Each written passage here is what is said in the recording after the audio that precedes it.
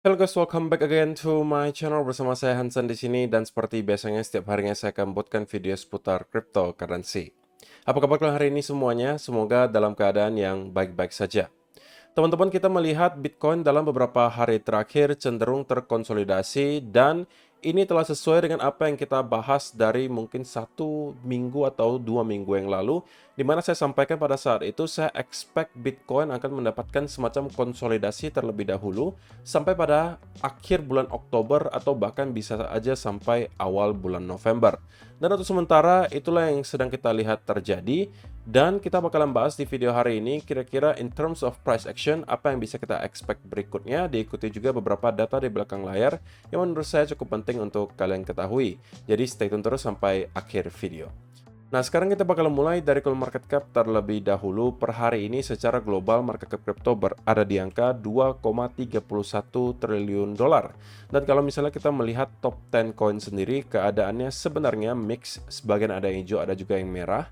Dan yang menjadi top performer hari ini adalah Dogecoin dengan kenaikan 5,79% ke 0,1459 dolar.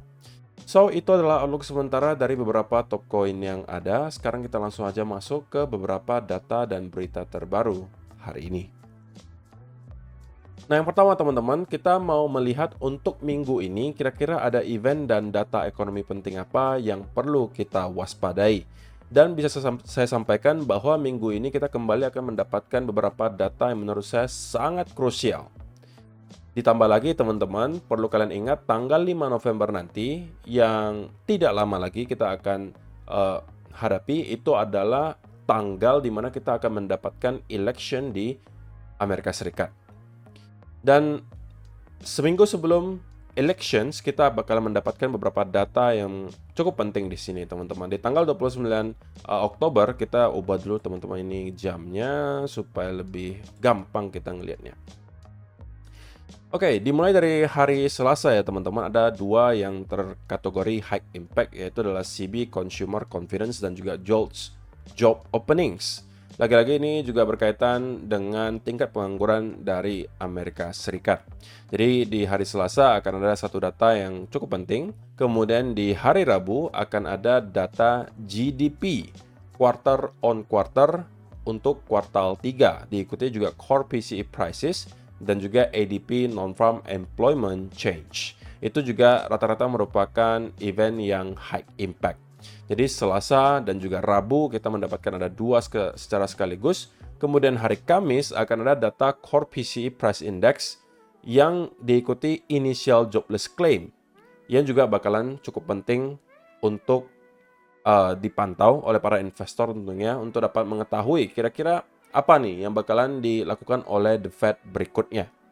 Dan untuk highlight utamanya menurut saya ada di hari Jumat, di mana pada hari itu kita akan mendapatkan data NFP sekaligus Unemployment Rate dari Amerika Serikat.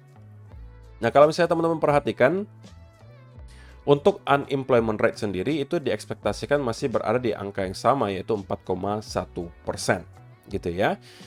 Jadi teman-teman, kalau misalnya kita bisa melihat angka unemployment rate itu masih solid, lebih baik lagi kalau misalnya menguat, tentunya itu akan menjadi berita baik ya untuk market secara keseluruhan, tidak terkecuali cryptocurrency.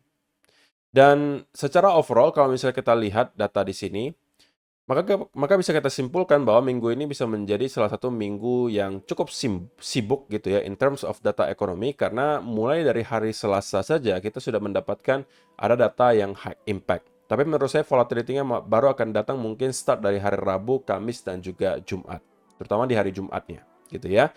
Jadi untuk teman-teman yang merupakan traders, be aware akan ada beberapa hal di sini yang bisa menggerakkan market secara volatile, sehingga kalau misalnya kalian sedang mencari peluang, itu juga mungkin bisa menjadi salah satu yang kalian tunggu-tunggu gitu ya, di mana ada banyak sekali data yang bisa menggerakkan market secara volatil, dan di sanalah kalian kemudian mencari peluang untuk dapat masuk.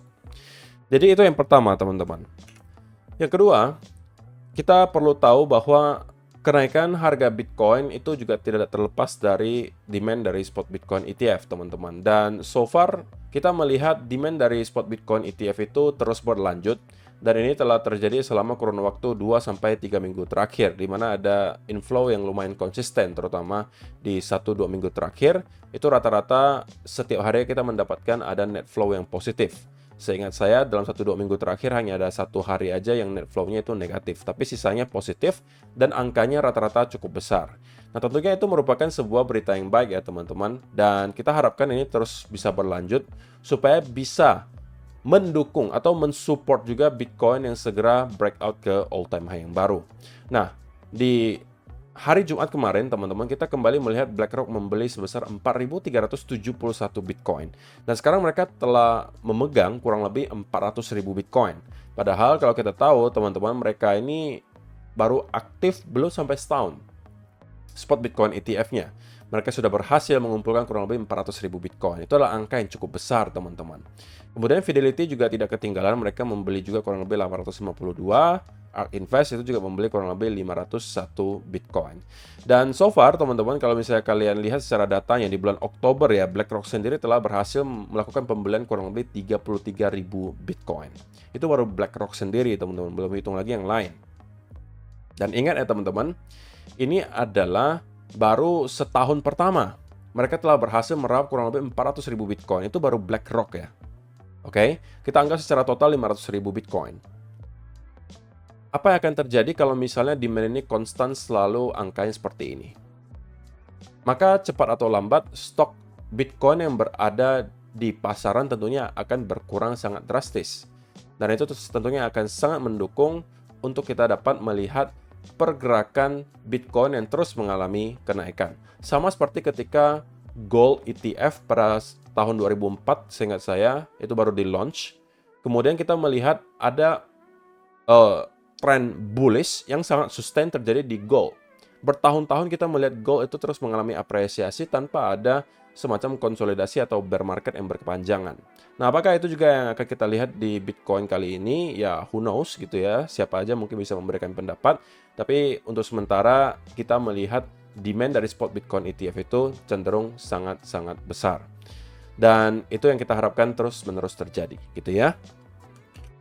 Berikutnya teman-teman, perlu saya ingatkan kembali bahwa untuk sekarang ya, kalau misalnya kita lihat secara time frame yang besar, maka kita bisa tahu bahwa angka likuidasi atau area di mana terdapat banyak sekali likuidasi itu adalah di sekitaran 70.000 sampai ke area 73.000. Dan ini perbandingannya sangat jauh ya jika kita bandingkan dengan apa yang kita bisa lihat di bawah harga Bitcoin sekarang. Walaupun terdapat beberapa titik likuidasi, tetapi angkanya jauh lebih kecil daripada kalau misalnya kita lihat di angka 70.000 sampai 73.000 dolar. Nah, itu tentunya bisa menjadi salah satu alasan ya, bahwa Bitcoin bisa aja kali ini mendapatkan breakout. Walaupun kalau misalnya kita zoom in ke time frame yang lebih kecil, misalnya di 1 bulanan, di 2 mingguan, atau di 1 mingguan, kita bisa mengatakan bahwa ini cenderung cukup seimbang gitu, di atas maupun di bawah harga kita sekarang. Kalau di atas di sekitaran 69 sampai 71.000 itu adalah area yang tumpukan likuidasinya cukup besar, sedangkan di bawah itu ada di area range 65 sampai 64.000 dolar. Nah, pertanyaannya, apakah kita akan terlebih dahulu melakukan sweeping di area 66 sampai 65.000 sebelum pada akhirnya naik, ataukah pada akhirnya memang terbukti Bitcoin telah siap untuk breakout ke all time high yang baru? Nah, itu mungkin bisa nanti kita lihat clue-nya dari segi price action. Tapi sebelum kita masuk ke chart, teman-teman, saya kembali pengen ingatkan, terutama untuk teman-teman yang merupakan investor ya, bahwa kita masih melihat Ajaib Crypto itu mengadakan satu event yang mungkin teman-teman sekarang belum tahu, oke? Atau udah tahu tapi belum manfaatkan. Menurut saya cukup disayangkan kalau misalnya teman-teman tidak manfaatkan yang satu ini. Karena teman-teman sekali lagi, ini adalah uang gratis gitu ya, dimana kalau misalnya teman-teman mentransfer aset kripto kalian ke aplikasi Ajaib Crypto, maka akan ada bonus instan sebesar 1% dan kuotanya itu unlimited. Jadi kalian dikasih uang gratis 1% dari total aset kalian yang kalian kirimkan ke Ajaib Crypto. Cuma ngirim doang, teman-teman. Jadi itu adalah sesuatu yang menurut saya no-brainer. Why not gitu ya, 1% tanpa harus melakukan apapun selain cuma nge-transfer aset kalian ke Ajaib Crypto. Itu pun sebenarnya bisa dijadikan sebuah alternatif yang baik, teman-teman, karena Kalau misalnya teman-teman memakai exchange lokal, maka sekali lagi dari segi perpajakan itu juga lebih gampang, lebih murah gitu ya, regulasinya juga sangat jelas. Dan juga kalau Ajaib Crypto sendiri secara spesifik dibandingkan dengan exchange kripto lokal lainnya, menurut saya aplikasi Ajaib Crypto itu yang tampilannya paling simple dan juga paling mudah dimengerti. Jadi ini cocok untuk teman-teman baik yang pemula maupun yang sudah expert. Dan kalian sekarang dihadapkan dengan event yang menurut saya tidak boleh dilewatkan. Bonus instan 1%, kuotanya tidak dibatasi, periode promonya dari 16 Oktober sampai 31 Desember 2024. Jadi kalian masih mempunyai waktu ya kurang lebih 2 bulanan untuk mengikuti event ini. Kalau misalnya kalian tertarik, link pendaftarannya dan juga untuk downloadnya sudah saya sediakan di kolom description box di bawah. Jadi kalian tinggal klik saja dan untuk mendownload aplikasi Ajaib Crypto. Jadi itu adalah beberapa data dan berita hari ini teman-teman yang pengen saya sampaikan untuk kalian. Sekarang kita masuk ke chartnya Bitcoin. Dan saya pengen langsung mulai dari 4-hour chart. Nah teman-teman, seperti yang saya sampaikan sudah dari mungkin 1 atau 1,5 minggu yang terakhir, bahwa saya expect Bitcoin akan mendapatkan semacam konsolidasi terlebih dahulu di sekitaran area range ini. Kalian bisa cek video-video saya yang beberapa waktu yang lalu, saya selalu sampaikan hal yang sama, bahwa ini adalah ekspektasi saya. Kita mendapatkan semacam konsolidasi, dan barulah ketika kita sudah bersiap lagi, mungkin di akhir bulan Oktober, ini udah di akhir gitu ya, atau bisa aja di awal bulan November, kita baru akan berhasil untuk breakout lagi ke area high yang baru. Nah, untuk sementara, so far so good, belum ada perubahan yang berarti menurut saya, selain daripada mungkin sekarang kita bisa sedikit berspekulasi bahwa apa yang kita bentuk sekarang itu kemungkinan adalah semacam symmetrical triangle. Kalau misalnya kemarin-kemarin kita masih belum bisa mendapatkan clue secara jelas apa pattern yang sedang dicoba dibentuk oleh Bitcoin. Kali ini karena sudah ada banyak sekali data-data baru berupa candle baru tentunya, kita sudah sedikit banyak bisa melihat polanya itu yang terbentuk seperti apa. Dan untuk sementara yang terlihat adalah pola yang mengerucut, atau orang biasa sebutnya ya mau symmetrical triangle kayak, atau kalian mau sebutnya sebagai penan, bebas. Tapi intinya kita melihat ada dua trendline yang mengerucut seperti ini, yang keduanya itu di-respect dengan cukup baik oleh price action Bitcoin. Jadi untuk sementara teman-teman, kalau misalnya kita akan terus mengikuti atau berada di dalam pattern ini kita bicara soal worst case scenario ya, maka selambat-lambatnya kita kemungkinan akan mendapatkan breakout itu di antara tanggal 1 atau 2 November. Itu sudah paling lambatnya teman-teman. Jadi kurang lebih beberapa hari dari sekarang kita kemungkinan akan melihat keputusan market bakalan breakoutnya ke sebelah mana. Nah kalau misalnya kita breakout ke atas teman-teman, yang perlu saya jadikan catatan adalah bahwa kita menurut saya ya wajib untuk sekaligus bisa breakout di atas area major trendline yang ini. Kalau misalnya kita mau melihat Bitcoin berangkat ke high yang baru, atau bahkan ngeretest ke area all time high dan bahkan masuk ke fase price discovery. Karena kita perlu tahu bahwa ini adalah trendline yang memang telah menahan Bitcoin berkali-kali terakhir, dan bahkan di tanggal 19 Oktober kemarin ketika kita mencoba untuk breakout pun itu masih belum berhasil. Dan persis pada saat itu juga, kalau misalnya teman-teman masih ingat, saya sampaikan teman-teman jangan terlanjur untuk langsung masuk ke ranah euforia, karena menurut saya ini masih dalam tahap retest, bukan breakout. Dan saya sampaikan, simpelnya kalau teman-teman mau tahu udah breakout atau belum adalah kalau kita sudah berhasil closing daily candle di atas area high yang ini. Kalau sampai itu sudah terjadi, maka 100% kita telah breakout dari area trendline ini. Itu tidak ada lagi trendline yang bisa kita bentuk untuk dapat menginvalidasi breakoutnya. Karena kan sekali lagi teman-teman, cara orang menarik trendline itu bisa berbeda-beda ya. Ada yang mungkin nariknya seperti ini gitu kan, mungkin dia tidak consider wick-nya, dia cuma mau melihat body candle katakanlah, maka ada yang nariknya seperti ini gitu kan. Atau ada yang nariknya hanya dari sini misalnya. Atau ada yang nariknya cuma dari high yang ini katakanlah. Tidak ada yang salah teman-teman, selama sentuhannya sudah ada lebih dari 2, itu biasanya memang sudah kita sebut sebagai trendline gitu kan. Nah sama juga yang ini adalah trendline yang saya lebih mungkin consider sebagai trendline yang konservatif lah gitu ya, dan ini yang saya pakai. Sehingga teman-teman, kalau misalnya kita mau melihat Bitcoin breakout ke all time high yang baru, maka ini bisa menjadi tahanan terakhir ya, trendline-nya. Dan kalau kita breakout, maka chance-nya cukup besar kita akan kembali ke all time high, oke? Bahkan menuju ke area all time high yang baru. Dan itu bisa kita lihat terjadi di akhir Oktober ini atau bahkan di awal November nanti. Apalagi menjelang election nanti ya. Tetapi tentunya segala senario itu datang dengan yang namanya titik invalidasi, teman-teman. Nah, invalidasi dari senario bullish kita adalah tentunya kalau kita misalnya sampai berhasil untuk breakdown di bawah area symmetrical triangle ini. Terlebih lagi, kalau misalnya area 64.500 tidak mampu kita tahan atau tidak mampu kita hold, maka itu adalah berita yang tidak baik dan kemungkinan besar kita akan kembali ngeretes ke area 60.000 yang kalau tidak mampu kita pertahankan, maka kita harus bersiap-siap untuk kembali terjadi semacam sell off yang signifikan menuju ke kemungkinan area 50.000 atau bahkan 48 sampai 45.000 dolar. Itu adalah worst case scenario-nya untuk sekarang.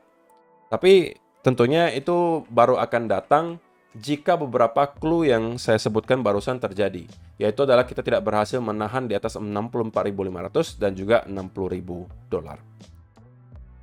Selain daripada itu, so far semuanya masih terlihat cukup oke. Dari segi weekly juga kita masih melihat ada closing weekly candle yang cukup menarik gitu ya.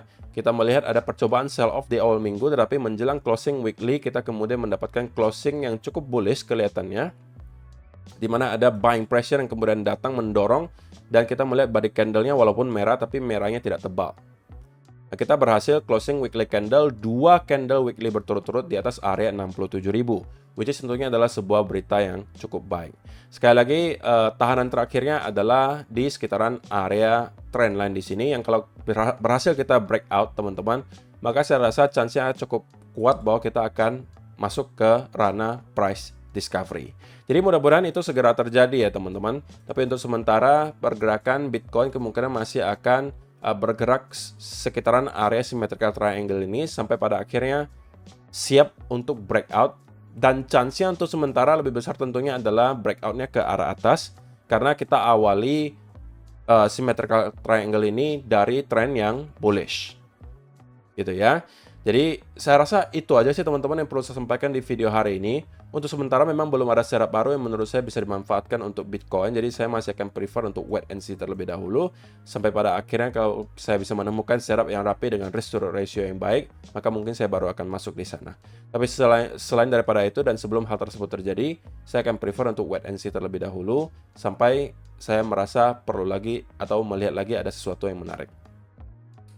Terima kasih untuk kalian yang telah menonton sampai selesai video hari ini. Semoga bisa bermanfaat untuk kalian semua. See you in the next video guys. Bye-bye.